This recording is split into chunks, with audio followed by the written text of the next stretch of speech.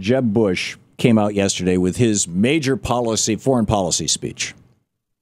And his major foreign policy is to pretend that his brother never invaded Iraq, that it wasn't the biggest international foreign relations disaster literally in the history of the United States, or at least right up there with Vietnam.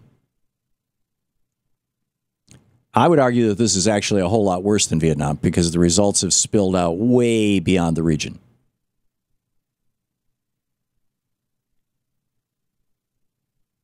How is it that the guy who signed the 1998 letter for the project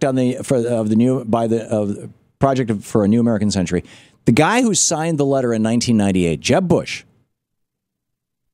then the governor of Florida, the guy who signed the letter to Bill Clinton demanding that he invade Iraq and take out Saddam Hussein, the letter that inspired his brother George a year later in 1999 to say to his biographer Mickey Herskowitz, if I'm elected president, I'm going to invade Iraq to get the political capital so I can privatize Social Security.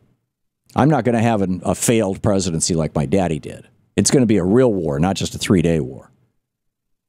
I mean, this is my paraphrasing what he said, but you've heard the clip enough times on this program. So Jeb Bush is one of the people responsible for the original invasion of Iraq. And then he says, oh, and then Hillary Clinton and Barack Obama decided to pull us out of Iraq. No, I'm sorry, it was George W. Bush who signed that order while he was president. And when it came about in 2011, Barack Obama went to the Iraqis and said, we'd really like to stay. We just have to have an assurance that our soldiers will not be prosecuted for crimes in Iraq. You'll let us prosecute them. And the Iraqis said, no way.